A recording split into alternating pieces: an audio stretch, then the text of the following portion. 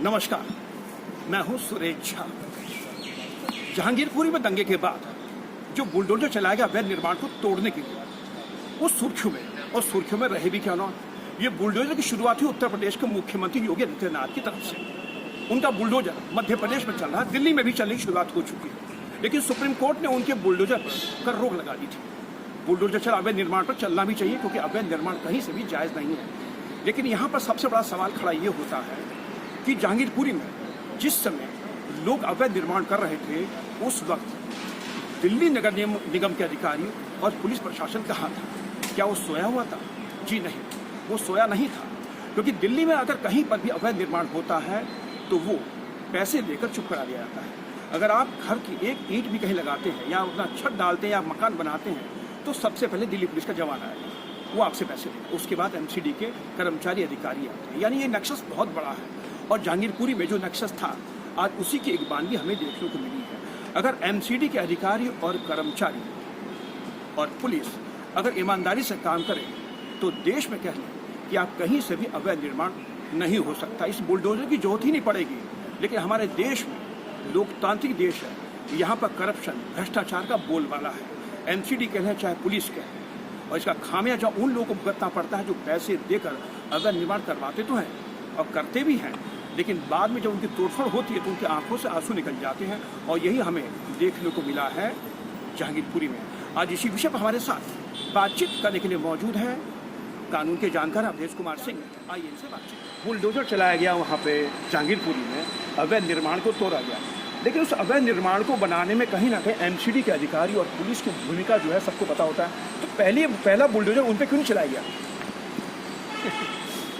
प्रश्न तो आपका सही है, लेकिन इस प्रश्न का अगर उचित रूप से जवाब दी जाए तो ऐसा है कि जो कि सरकार ने भी मानी है और मीडिया से भी इस बात की खबर आती है और अपनी आंखों से भी हम लोग देखते हैं कि दिल्ली में लगभग 35% क्षेत्र का जो है अतिक्रमण किया गया है। प्रत्येक दुकानदार अपने सामने एक अतिक्रमित एक दुकान खोल देता है।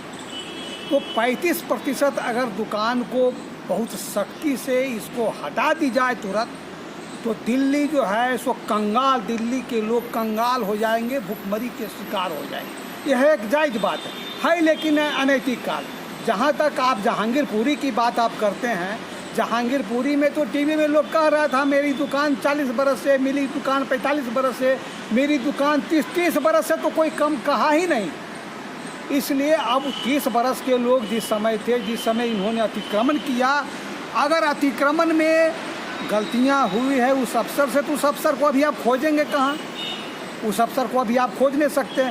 लेकिन फिर भी देर हो दुरुस्त हो, अतिक्रमण अगर हटा दी जा रही संपूर्ण भारत से, तो यह एक बड़ा ही अच्छा कार्यक्रम है। क्योंकि सुप्रीम कोर्ट में भी आज इस प्रश्न को उठाया गया था।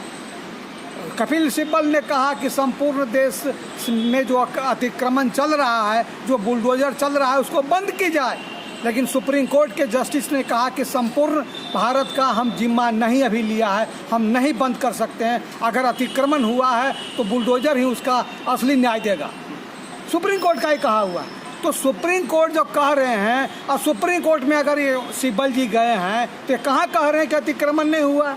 गलती तो किए हैं, गलती में भी आप न्याय खोजने के चले गए, ये तो बहुत बड़ा अन्याय कर रहे हैं। इसलिए दूसरी बात है कि दवे जी ने कहा है, सॉलिसिटर जनरल ने कहा है कि हम पहले नोटिस बहुत पहले इसको दे चुके थे और हमने लीगल तरीके से इसकी कार्यवाही की है। तो लीगल तरीके से कार्यवाही की है तो ये आज हुआ, कल हुआ, परसों हुआ, इस तरह का प्रश्न उठना ये बड़ा, वही कपिल सिब्बल है जो कि राम को कहा था 2008 में सुप्रीम कोर्ट में एफिडेविट दिया था कि राम एक काल्पनिक है।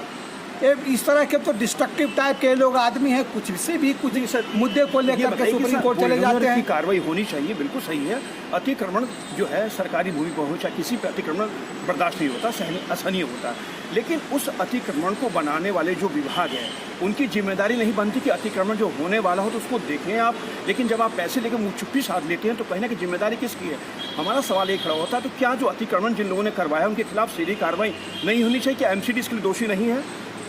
नहीं, वहाँ पर अगर आप कह रहे हैं तो जायज़ है, आपका थाना प्रभारी हो उस क्षेत्र का, उस क्षेत्र जो एमसीडी का पड़ता है वो हुआ, तो ये सारी लोगों की जिम्मेवारी बनती है। लेकिन आज तक अगर उस तरह की जिम्मेवारी नहीं ली गई है तो अब सुप्रीम कोर्ट में मकसद गया है तो ज़रूर इस पर किसी न किसी रूप से कार्रवाई होने का बात होगी और हर पुलिस पदाधिकारी हो चाहे अधिकारी हो वो अब अपनी जिम्मेवारी को समझेंगे और उचित कार्य करेंगे। लेकिन क्या इसमें एमसीडी अधिकारी जो कर्मचारी हैं, क्या उन पर बुलडोजर नहीं चलना चाहिए?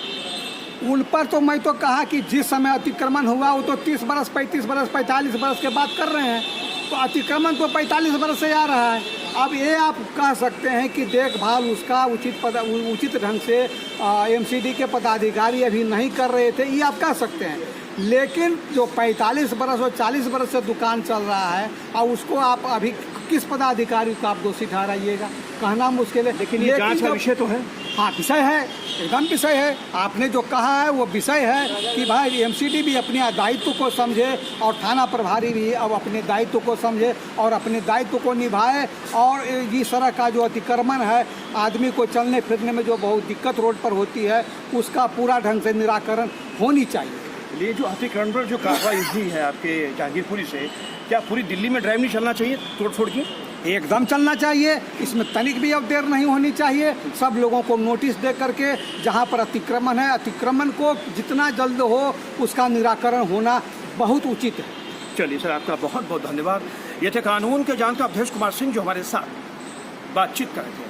अतिक्रमण पर कार्रवाई हुई है जहांगीरपुरी में, लेकिन उस अतिक्रमण को करवाने वाले वो अधिकारी तमाम लोग हैं जिन पर बुलडोजर चलना चाहिए था, लेकिन बुलडोजर उन पर ना चल के उन लोगों पर बुलडोजर चला जिन्होंने पुलिस प्रशासन को पैसे देकर वहाँ अवैध निर्माण किया था। और सबसे बड़ा सवाल यही होता, सुप्रीम कोर्ट ने यही पूछा है कि जब अतिक्रमण हो रहा था तब आप कहाँ थे? ये सवाल बहुत बड़ा है, लेकिन इसका जवाब शायद किसी के पास नहीं है और इसका जवाब वो शायद कोई दे भी नहीं सकता है। कैमरा पर्सन अमर के साथ सुरेश झा, न्यूज़ 9 दिल्ली।